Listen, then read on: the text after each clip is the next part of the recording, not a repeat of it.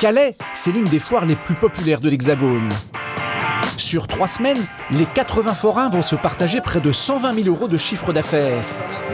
Sur cette fête, on trouve la traditionnelle pêche au canard, les auto-tamponneuses ou encore les vendeurs de barbe à papa.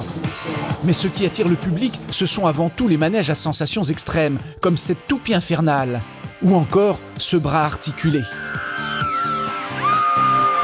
Et si la foire connaît un certain succès, c'est parce qu'elle concentre beaucoup de manèges. Seulement voilà, pour se partager la manne des visiteurs, les forains se retrouvent en concurrence les uns par rapport aux autres. Et ils ne se font aucun cadeau. Dominique, comme tous les autres, espère bien tirer son épingle du jeu. Pour cela, il a un avantage, car sur la fête, son manège fait partie des attractions phares. Allez, de plus en plus haut, let's go! Super! Souriez les filles, exceptionnelle sensation! Car derrière cette ambiance de fête, chaque forain est en réalité prêt à en découdre pour défendre son business. Alors comment se disputent-ils les bons emplacements de la foire?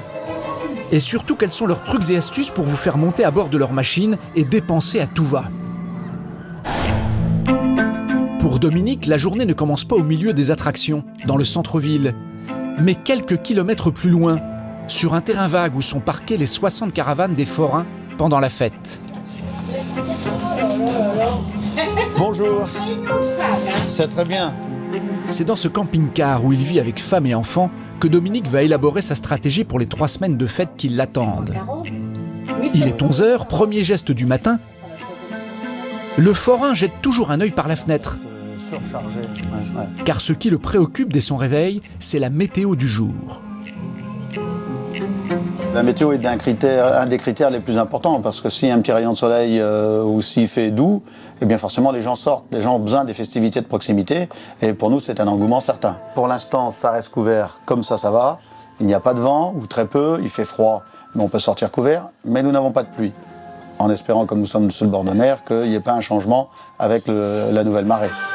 La météo s'annonce pour le moment clémente, alors Dominique peut passer au 2e rituel de la matinée. Dans la salle de bain, le forain endosse son costume de scène, car à l'instar d'un saltimbanque, il a un rôle à jouer auprès de son public. C'est rare les forains avec une cravate, Dominique? Non, oui quand même, c'est assez rare. Moi je suis habitué depuis déjà très longtemps. Et je trouve que ça donne une représentativité à un chef d'entreprise quand il est dans sa caisse de manège. Ça fait beaucoup plus sérieux, plus sympathique, ça fait une différence. Ces petites astuces marketing, le forain les a acquises au terme d'une longue expérience. Car Dominique est un véritable businessman, et cela depuis ses débuts. Né dans une famille de forains, à 20 ans, il achète pour une bouchée de pain sa première attraction. Un modeste stand de tir. Mais comme il a le sens du commerce, il parvient à le faire fructifier au-delà de toute espérance. Et au bout de 15 ans, il le revend. Et avec ses économies, il achète enfin sa première grosse attraction, le Tagada, un manège qui fait perdre l'équilibre à ses passagers. Et c'est là qu'il découvre le business florissant des attractions à sensations. Il est convaincu que ce sont elles qui ont de l'avenir, alors il n'a qu'une idée en tête, s'en offrir une autre encore plus spectaculaire. Et en 2004, il joue dans la cour des grands, en achetant le X-Fly. Une balançoire fixée sur un gigantesque bras articulé. Un investissement de 500 000 € amorti au bout de 8 ans. Dominique aurait pu conserver son manège, mais il le sait. En matière de sensations, pour rester dans le coup, il faut en proposer de plus en plus fortes.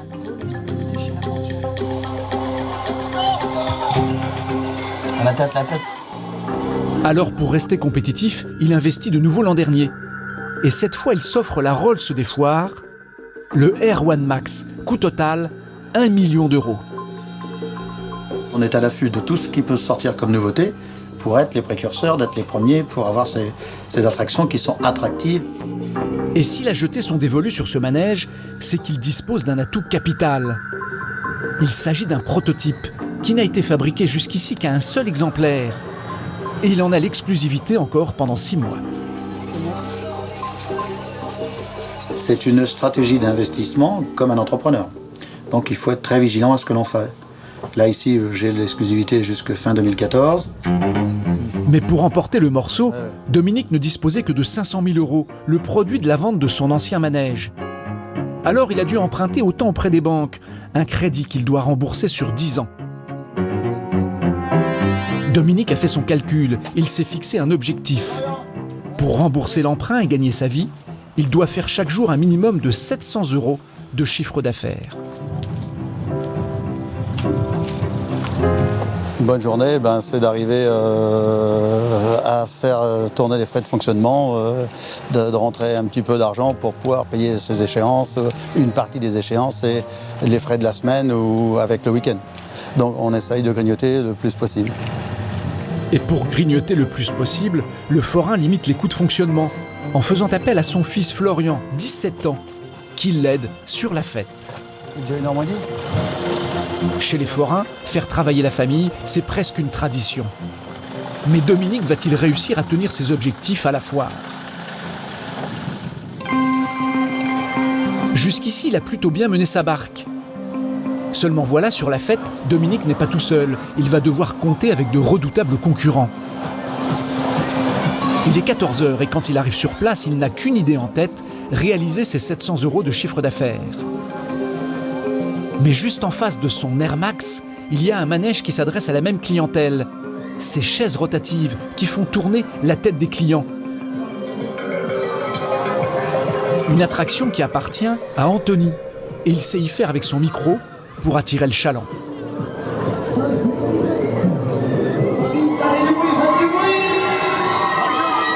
Une petite poussée d'adrénaline. Allez, Super Machine, hop ça, yo.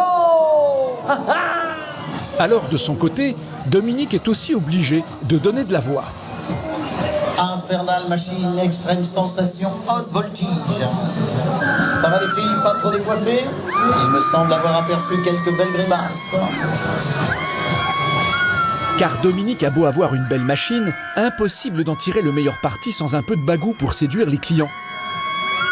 Et pour faire la différence avec son concurrent, il a bien d'autres astuces en poche. Par exemple, il met en valeur toutes les sensations que son attraction peut susciter. Sensation, vitesse maximale 100 km/h, exceptionnelle adrénaline. Allez, comme ça, on vous envoie toute la gomme, allez, puissance maximale. Sensation haute voltige, sensation chute libre. Dominique prend bien soin de viser son public de prédilection, les adolescents. Alors au micro, il n'hésite pas à parler comme les jeunes. Accélération. Oh my God. On est à l'affût de ce qui dit de nouveau, les termes des jeunes. Alors, selon l'âge que l'on a, on peut employer certains termes, mais pas trop non plus, parce que vu les différences de génération, il faut pas que ça fasse ringard. Parfois, il y en a qui sortent, c'est cool, on le dit au micro une fois ou deux, c'est ou autre chose, ou c'est de la balle. Il a bien d'autres techniques pour tirer son épingle du jeu. Il dispose par exemple d'une arme secrète à destination de sa clientèle principale.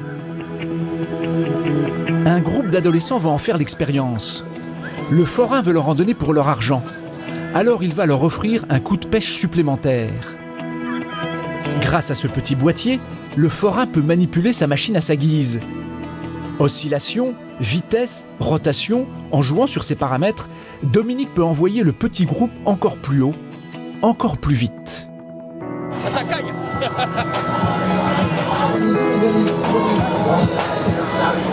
Là, je change la position des nacelles.